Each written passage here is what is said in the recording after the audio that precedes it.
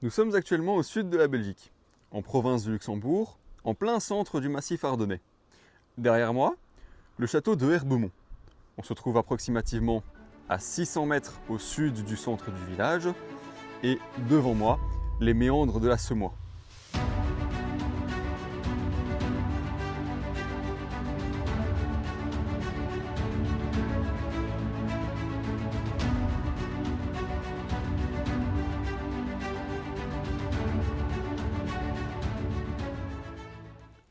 Aujourd'hui, 400 ans après son démantèlement, le château reste un lieu attractif, mais cette fois-ci pour les touristes.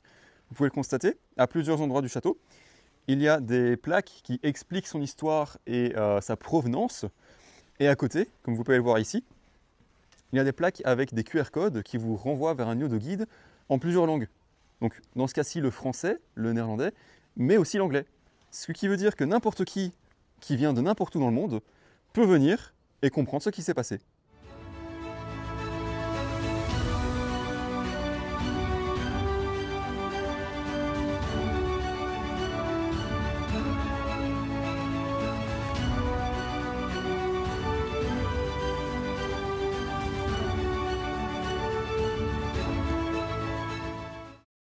Donc ici, nous nous trouvons dans le centre du village d'Herbemont. Comme vous pouvez le voir derrière moi et ici, c'est des maisons avec un aspect très typique des milieux ardennais. Donc les habitats dans ce centre sont très regroupés. Le centre aussi est surélevé par rapport au versant de la Semois, ce qui fait que ce centre du village reste une zone où il n'y a que très peu d'inondations.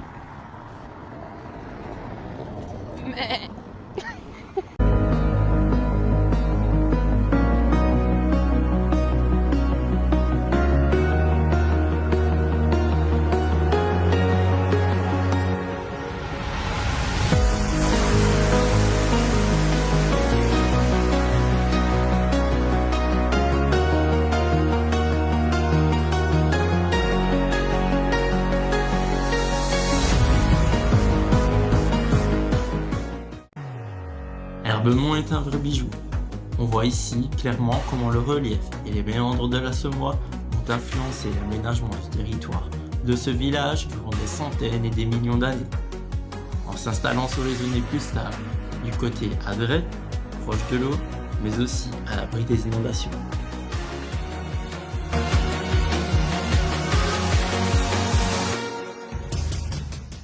Depuis le XVIe siècle, c'est une ruine. C'est la ruine du village d'Herbemont.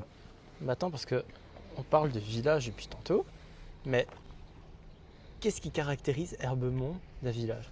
Genre Eh bien, pourquoi? Regarde à côté, qu'est-ce qu'on a ici? Une église? Eh bien voilà. Et c'est quoi le rapport? Eh bien, s'il n'y avait pas d'église, ce serait un hameau.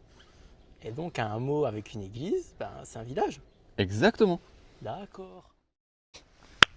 Nous sommes à présent sur le viaduc de Conques, en périphérie du village de Herbemont, un tout petit peu plus au sud que ne l'est le château qu'on vous a présenté tout à l'heure. On est à environ une cinquantaine de mètres au-dessus de la Semois qui coule en dessous. Et alors à l'époque, lorsque le viaduc a été construit, il y avait à mes pieds des chemins de fer qui servaient au transit de marchandises. Nous sommes dans les Ardennes, donc les marchandises principales c'était le bois et la pierre. Mais aussi, par exemple, pendant la Première Guerre mondiale, les Allemands transitaient des troupes vers Verdun. Vous comprenez alors l'aspect stratégique de ce viaduc, ce qui a mené pendant la Seconde Guerre mondiale à la destruction partielle de celui-ci par des saboteurs, pour freiner l'avancée des Allemands.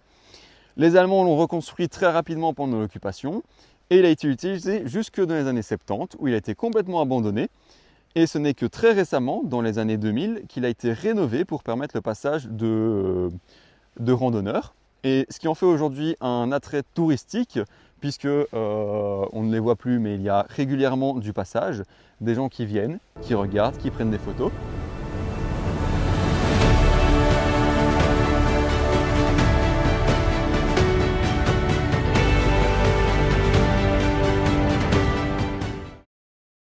Alors ici nous nous trouvons donc à côté de la Semois. La Semois qui prend sa source à Arlon et qui va se jeter donc dans le fleuve la Meuse à Namur. Cette Semois a façonné le territoire au fur et à mesure de l'année et elle a joué un élément majeur dans la construction du territoire. Alors, on va vérifier. Est-ce que l'Assommois est profonde? Je pense que oui.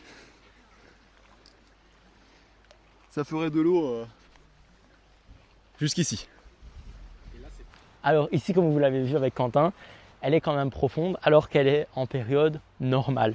Mais imaginez-vous, quand il y a eu les inondations ici en juillet, donc c'était en 2020-2021, l'eau, elle n'est pas restée ainsi. Elle est montée entre 2 et jusqu'à 4 mètres. Et comme vous pouvez voir ici, aux abords de l'Assommois, il n'y a pas d'habitation. Cette semois, elle a affecté la population locale. La population a pris en compte cet aléa et ont donc construit leurs habitations sur les versants beaucoup plus hauts pour être donc à risque presque zéro d'être inondés.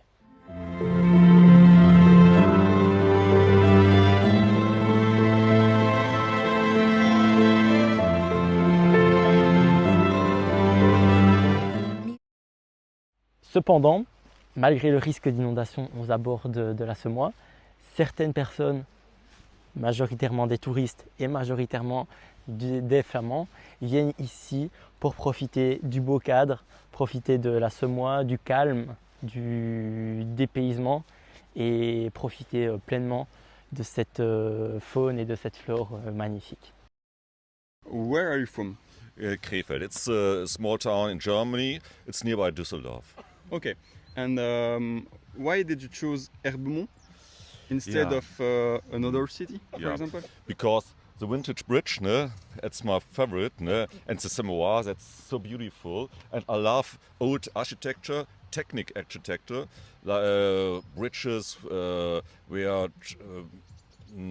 trains going over or streets, ne. That's my favorite, ne. Yeah. This combination, ne, of bridge, river, ne, the meadows here, and here it's like a hippie paradise, ne. It's not all clean, ne. You have to wir sagen in Deutschland, du musst ein paar Tode sterben, ne, dafür. You have to die a little bit, ne. Yes, the okay, it's toilets like, yes. are not so good, ne, but you have your freedom here, your peace, ne, and in this Kulisse, ne, I enjoy it really.